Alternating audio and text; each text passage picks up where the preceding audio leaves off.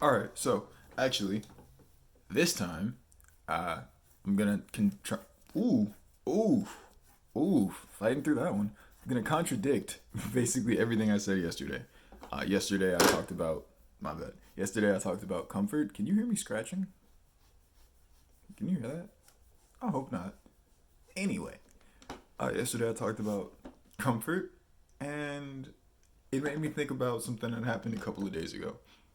And again, I'm pulling from this book, but it's not always the day of that these, I guess, sayings resonate with me. Sometimes it comes a little bit later when I'm reflecting on them. But I really hope you can't hear me scratching. I'm gonna stop. I'm just gonna stop in case. Oh, it's gonna be interesting. Anywho, in the book, I just kind of went back and was reflecting on it a little bit, and I came across something that made me reconsider and reevaluate everything I said yesterday. Right now, I use contradict. That's probably not the right word, because I still agree with everything I said.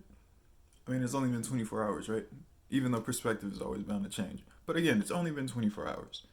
This time, though, it came off as another perspective, really. That's really all I can say about it. So, for example, I recently just moved back to an area that I haven't been in 3 years. Yeah, three and a half. Actually, longer than that. Probably about 6 or 7. So I'm back in my hometown. I was out of state for a minute, but life changes, all that good stuff, and I'm back here. Uh, and being back here is means being seeing some familiar places, going to some familiar faces. Yeah, that happened. But seeing some familiar faces, seeing some familiar. Wow, I'm getting through this.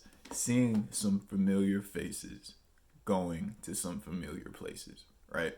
And you kind of expect after 3 years things to be a little bit different, and they are, like location wise. Some people have moved away. Some of my old friends just aren't really around anymore. But there was this weird occurrence when I went to my old school, right? Old college. I guess current college now since I'm re-enrolled in it. But anyway, I went to the school and I saw someone. Saw someone I recognized. I'm not entirely sure if they recognized me, especially now with the whole mask thing. But it was kind of weird because I saw this person and I knew who they were because they were exactly the same. I've been gone 3 years, and just in the little 15-second interaction I had with this person, they felt exactly the same. They looked the same, dressed the same, their energy was the same. It just all was so familiar. And it made me uncomfortable. Not because of the energy was familiar, but just because I felt, and this is a little bit might be pretentious of me, but I felt like this person hadn't grown, you know? And like I said yesterday, change is being comfortable in whatever situation you're in is in, be it positive or negative. But that could also mean that your comfort keeps you from elevating, right? Because elevation sometimes requires a little bit of movement.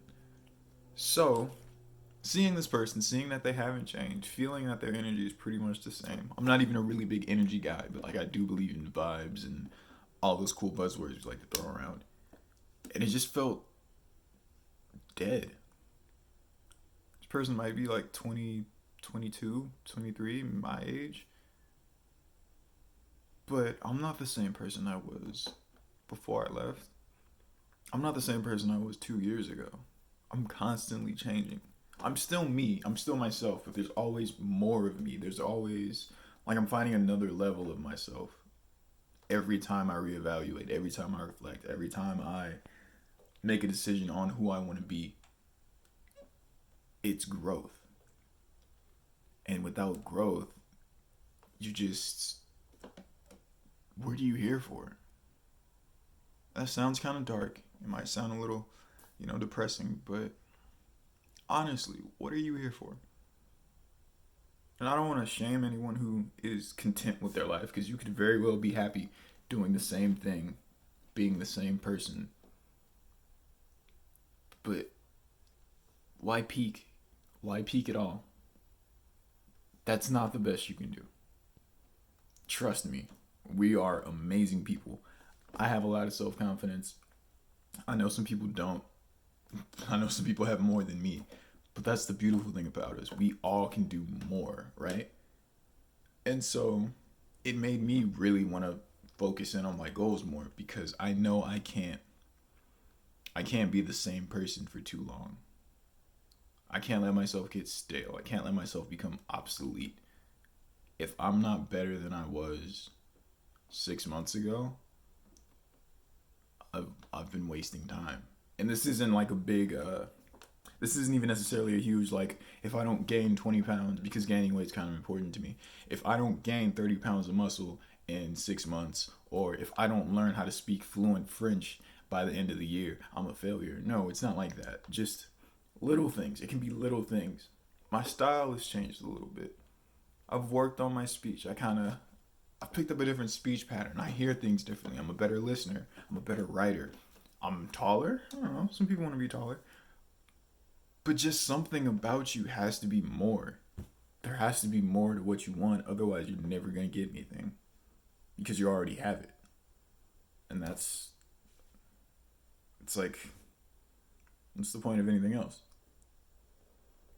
So, before I start rambling on about, like, I don't know, the letter Thursday. See, I did it. I was at a good spot, and I did it. So before I start rambling on about something random, let me read this and get out of here. Okay, so I wrote, and I don't date these. It's kind of just whenever I feel them, Time isn't real. My body feels like a cage. I feel like I exist as energy, held together by the chains of my skin. I'm always feeling myself grow outside of my own shell, the release, waiting for something to crack. That's shapeshifting. Whew, this was cool, short, straight to the point. I didn't talk too much, even though I'm starting to, so let's get out of here.